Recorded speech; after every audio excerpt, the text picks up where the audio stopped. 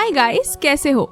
इस एपिसोड में हम देखने वाले हैं जियाओयान हुनिया और हुनली का हमेशा के लिए खेल खत्म करने वाला है, जिसके बाद जियाओयान को काफी कुछ जानने को मिलेगा। इसके साथ ही काफी कुछ स्पेशल चीजें होने वाली हैं। तो चलो शुरू करते हैं इस इंटरेस्टिंग से नॉवल एक्सप्लेनेशन वीडियो को। लेकिन इससे पहले लास्ट एपिसोड में क्या हुआ था उसका एक छोटा सा रिकैप कर लेते हैं। लास्ट एपिसोड में हमने देखा था जियाओयान को सब कुछ पता चल गया था कि आखिर जियाओ क्लैन के साथ एंशिएंट टाइम्स में क्या हुआ था और अभी जियाओ क्लैन इतना ज्यादा क्यों सफर कर रहा है। जहां जब जियाओ जुआन जियाओ क्लैन के ब्लड लाइन को जियाओयान के बॉडी में ट्रांसफर करते हैं तो उन्हें पता चलता है कि जियाओयान के बॉडी में ऑलरेडी पहले से ही ड्रैगन फीनिक्स ब्लड लाइन मौजूद है, जिसकी वजह से ड्रैगन फीनिक्स ब्लड लाइन और जियाओ क्लैन के ब्लड लाइन के बीच फाइट होने लगती है। तो ज्यूनर जियाओयान की जान बचाने के लिए अपने क्लैन के ब्लड लाइन को जियाओ जुआन को दे देती है, जिसके बाद जियाओ जुआन ज्यूनर के ब्लड लाइन का यूज करते हुए जियाओयान के बॉडी में तीनों ब्लड लाइन को स्टेबल कर दिया था और फिर वह तीनों ब्लड लाइन मिलकर एक नई और काफी ज्यादा पावरफुल ब्लड लाइन को क्रिएट करते हैं। लेकिन तभी एंशिएंट डिवोरिंग इंसेक्ट्स की क्वीन जियाओयान की बॉडी को कंट्रोल कर लेती है, जिससे जियाओयान लगातार 1 साल से भी ज्यादा समय तक फाइट करता है और फिर आखिर में जियाओयान एंशिएंट डिवोरिंग इंसेक्ट्स की क्वीन को हरा देता है, जिसकी वजह से उसके फॉरहेड पर जियाओ क्लैन का कंप्लीट टैटू बन गया था। अब आगे एपिसोड 163 की शुरुआत में हम जियाओ जुआन को देखते हैं, जहाँ वह कंफर्म बता देते हैं कि जियाओयान ही है। तो ज्यूनर उसके पास चली जाती है और उसको संभालती है। तभी जियाओयान भी होश में आ गया था। जहाँ ज्यूनर बोल रही थी फाइनली तुम फिर से वापस आ गए, तो जियाओयान बोलता है मुझे माफ कर दो, मैं तुम्हें काफी ज्यादा वेट कराया। जहाँ तभी हम वहाँ पर इंसेक्ट क्वीन को देखते हैं, जो कि अब छोटी हो गई थी और जियाओयान को देखकर बोलती है तुम यूजलेस इंसान, तुम्हारी वजह से देखो आज मेरा क्या हाल हो गया है। और तभी जियाओ जुआन इंसेक्ट क्वीन को पकड़ लेते हैं। तो वह इंसेक्ट क्वीन बोलने लगती है जियाओ जुआन मुझे माफ कर दो, मैं दोबारा ऐसा कभी नहीं करूंगी। जिस पर जियाओ जुआन इंसेक्ट क्वीन को अपने हाथों से क्रश कर देते हैं। बोलते हैं माफी मांगने के लिए तो ऑलरेडी बहुत ज्यादा देर हो चुकी है और वैसे भी जियाओ क्लैन के डिसेंडेंट को कंट्रोल करने के लिए तुम्हारी सिर्फ एक ही पनिशमेंट थी और वह था तुम्हारी डेथ। इसके बाद जियाओ जुआन खुश होते हुए बोलते हैं एक हाफ सेंट के इंसेक्ट को मारना कोई बड़ी बात नहीं है और अब तुम दोनों को इसके लिए चिंता करने की कोई जरूरत नहीं है। लेकिन वह दोनों जियाओयान और ज्यूनर तो अपने ही दुनिया में खो गए थे, जिसे देखकर जियाओ जुआन बोलते हैं ये दोनों प्यार के पंछी एक बार फिर से अपनी दुनिया में जा चुके हैं। जहाँ जियाओयान बोल रहा था मैंने सिर्फ तीनों ब्लड लाइन की पावर को ही एब्जॉर्ब नहीं किया, बल्कि एंसेस्टर जियाओ जुआन ने यहाँ पर जो पावर को छोड़ा था मैंने उसे भी एब्जॉर्ब कर लिया है, जिसकी वजह से अब मेरी सोल और भी ज्यादा स्ट्रॉन्ग हो चुकी है। और तो और मैं दाओ जून के 8 स्टार के पीक लेवल पर भी पहुंच चुका हूँ और बहुत ही जल्द मैं दाओ शिंग पर भी ब्रेक थ्रू कर सकता हूँ। लेकिन यह सब कुछ पॉसिबल हुआ सिर्फ और सिर्फ तुम्हारी वजह से,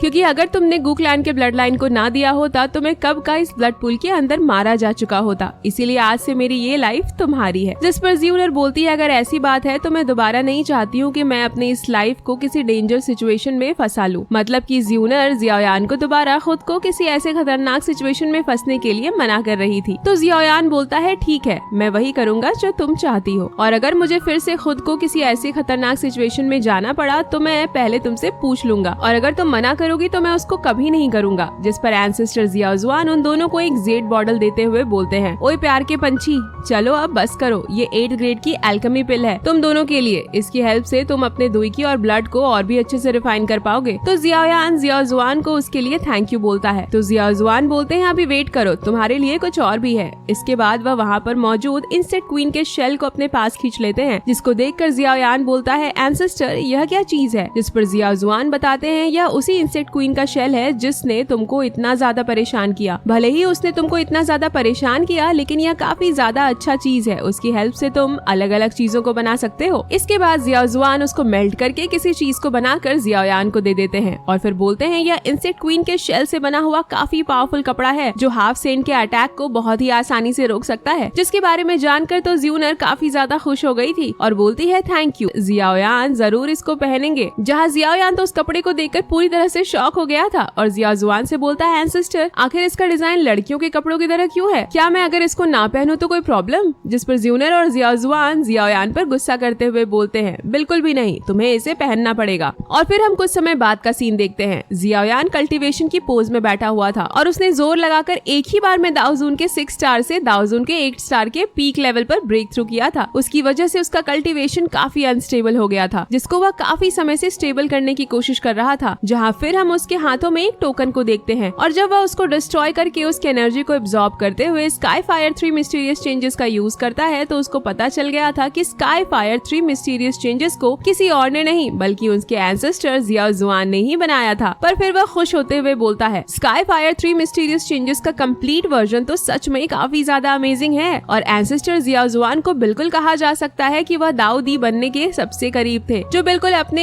रिस्पेक्ट को डिजर्व करते हैं। जिसके बाद जियाओ जुआन बोलते हैं, अच्छा ठीक है, अभी मुझे तुम्हें जो कुछ भी देना था मैंने सब कुछ तुमको दे दिया और अब तुम्हारे पास वह सभी चीजें हैं जो होनी चाहिए, तो अब तुम दोनों यहाँ से जा सकते हो। जिस पर जियाओयान बोलता है, एंसेस्टर आखिर अब आप यहाँ पर क्यों रुकना चाहते हैं, क्यों ना आप हमारे साथ बाहर चले। जिसको सुनकर जियाओ जुआन स्माइल करते हुए बोलते हैं, बच्चों मैं बस एक स्पिरिचुअल एनर्जी का छोटा सा हिस्सा हूँ। जैसे ही मैं इस हेवनली टॉम से बाहर अपना कदम रखूंगा मैं तुरंत ही गायब या फिर तुम कह सकते हो डिस्ट्रॉय हो जाऊंगा। और वैसे भी मैं अब तुम दोनों के प्यार भरी बातें सुनकर काफी बोर हो गया हूँ, इसीलिए यहाँ से बाहर जाओ, खुद को स्ट्रॉन्ग बनाओ और इस लड़की से शादी करके जियाओ क्लैन को आगे बढ़ाओ। ऐसा बोलकर जियाओ जुआन ने अपनी पावर का यूज करते हुए उन दोनों को अपने टॉम से बाहर भेज दिया था। जहाँ जियाओयान वहाँ से जाते हुए बोलता है, एंसेस्टर आप चिंता मत करना, मैं बहुत हार्ड वर्क करूंगा और मैं कसम खाता हूँ एक दिन मैं जरूर आपको यहाँ से बाहर लेकर आऊंगा, आप बस मेरा इंतजार करना। जिसको सुनकर जियाओ जुआन स्माइल करते हुए बोलते हैं, तुम यहाँ पर तभी आना जब तुम दाऊदी पर पहुँच जाना, तब तक मैं तुम्हारा वेट करूंगा। इसके बाद वह दोनों जियाओ जुआन के टॉम से बाहर आ चुके थे। जहाँ जियाओयान एंसेस्टर जियाओ जुआन के लिए थोड़ा सैड था, तो ज्यूनर उसको कंफर्टेबल फील कराते हुए बोलती है, तुम परेशान मत हो, एक दिन हम यहाँ पर जरूर वापस आएंगे। जिसको सुनकर जियाओयान एक्साइटेड होते हुए बोलता है, हाँ तुमने बिल्कुल सही कहा, सबसे पहले तो हम हॉल ऑफ सोल को डिस्ट्रॉय करेंगे,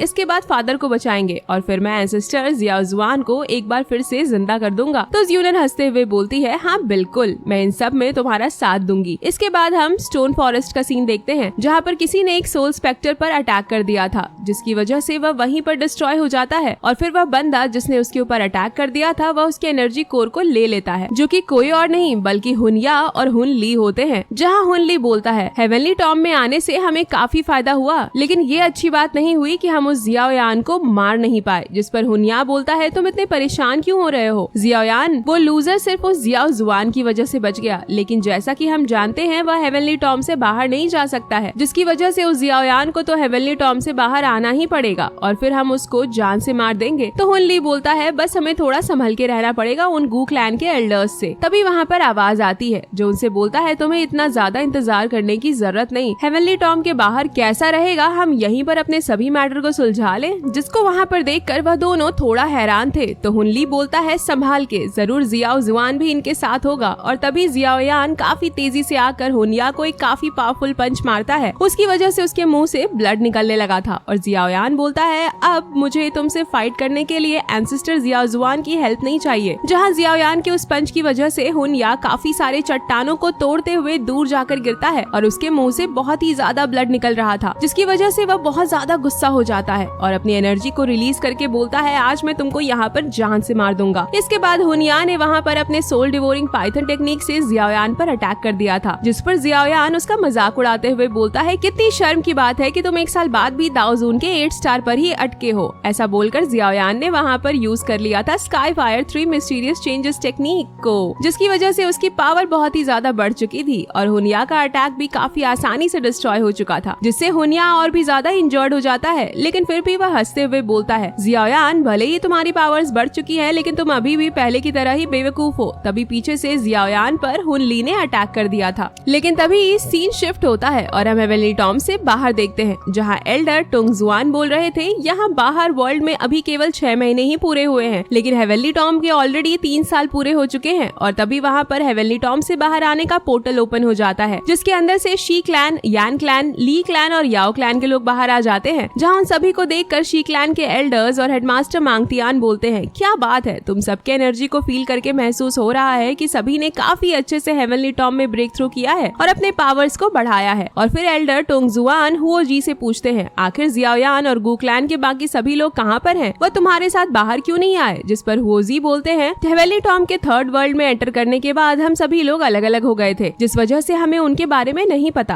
पर एल्डर को चिंता करने की कोई जरूरत नहीं है। ब्रदर जियाओयान और बाकी सभी लोग बस आते ही होंगे। जिसको सुनकर वहाँ पर मौजूद हॉल ऑफ सोल का एक एल्डर हंसते हुए बोलता है, हेवनली टॉम बहुत सारे अनजान खतरों से भरा हुआ है, मुझे तो लगता है वह सभी मारे गए। इसके बारे में सुनकर हेडमास्टर मंगतियान गुस्सा होते हुए बोलते हैं, अगर जियाओयान जैसा जीनियस मर गया तो तुम्हारे हॉल ऑफ सोल के उन बेवकूफों का क्या होगा? क्या हुआ, सभी जिंदा बाहर आ पाएंगे? जिसको सुनकर हॉल ऑफ सोल का वह एल्डर गुस्सा करने लगता है और तभी वहाँ पोर्टल के अंदर से दो लोग आकर जमीन पर गिरते हैं, जो कि कोई और नहीं बल्कि हुनिया और हुन ली थे। जिसको जब वह दोनों एल्डर्स चेक करते हैं तो उन्हें पता चलता है ये दोनों ऑलरेडी मर चुके हैं। जिसके बारे में जानकर तो वह एल्डर और भी ज्यादा गुस्सा करने लगता है और बोलता है, आखिर किसकी इतनी हिम्मत हुई कि वह हॉल ऑफ सोल के लोगों की जान ले? कौन है वो जिसको अपनी जान से प्यार नहीं, जिस पर सभी लोग कोई खास ध्यान नहीं देते, बल्कि उल्टा तो सभी इसके लिए और खुश थे। तो वह एल्डर अपनी एनर्जी को रिलीज करते हुए बोलता है, आज तुम सबको इसके लिए कीमत चुकाना पड़ेगा। तो हेडमास्टर मंगतियान भी अपनी एनर्जी को रिलीज करते हुए फाइट के लिए तैयार हो जाते हैं और उस एल्डर से बोलते हैं, क्या तुम अकेले हम सभी को संभाल सकते हो? तभी वहाँ पर पोर्टल से जियाओयान आ जाता है और बोलता है, ओल्ड घोस्ट, इन दोनों के साथ जो हुआ इसके लिए यह खुद जिम्मेदार है। हेवनली टॉम के 3rd लेवल में एंटर करने के बाद हम सभी लोग अलग अलग हो गए थे, जिसकी वजह से मुझे नहीं पता कि उनके साथ क्या हुआ, लेकिन उस एल्डर को पता था कि इन दोनों को जरूर जियाओयान ने ही किल किया होगा, जिसकी वजह से वह काफी सारे सोल चेन्स का यूज करते हुए जियाओयान पर अटैक करके बोलता है, तुमने हॉल ऑफ सोल के लोगों की जान ली है, जिसका कीमत तुमको अपनी जान देकर चुकाना पड़ेगा। पर तभी उसके अटैक के सामने एक काफी पावरफुल स्वॉर्ड आ गया था, जिसकी वजह से उसका अटैक डिस्ट्रॉय हो जाता है। और इस वक्त वहाँ पर 1st जनरल गू किंग, 4th जनरल गू हुआ और ग्रेट एल्डर गू जेन भी आ जाते हैं। जहाँ 1st जनरल बोल रहे थे, हॉल ऑफ सोल के लोग इस काबिल नहीं कि किसी की जान ले सके, स्पेशली गू क्लैन के अंदर बिल्कुल भी नहीं। वह दोनों काफी लकी थे कि वो जियाओयान के हाथों मारे गए। उन दोनों ने हेवनली टॉम के अंदर कई बार जूनियर को जान से मारने की कोशिश की, जिसकी वजह से उनका मरना कोई बड़ी बात नहीं। और फिर एल्डर टोंगजुआन, हेडमास्टर मंगतियान और हॉल ऑफ सोल के उस एल्डर को शांति करने हुए बोलते हैं, मुझे फाइट करना और किसी की जान लेना बिल्कुल भी अच्छा नहीं लगता, लेकिन ज्यूनर हमारे क्लैन के लीडर की बेटी है, जिसके पास डिवाइन ब्लड लाइन है, और जबकि हॉल ऑफ सोल ने ज्यूनर को नुकसान पहुंचाने की कोशिश की, तो क्या इसका मतलब मैं यह समझूं कि हॉल ऑफ सोल गू क्लैन के साथ फाइट करना चाहता है? और अगर ऐसी बात है तो फिर मुझे भी फाइट करनी पड़ेगी। इसके बाद हम एल्डर टोंगजुआन की एक काफी खतरनाक वाली स्माइल को देखते हैं, और यह पहली बार था जब हम एल्डर टोंगजुआन को इस तरह से इतने ज्यादा खतरनाक मोड में देखते हैं। इसके बाद सभी एंशिएंट क्लैंस के लोग एल्डर टोंगजुआन के साथ आ जाते हैं और उस हॉल ऑफ सोल के एल्डर से बोलते हैं,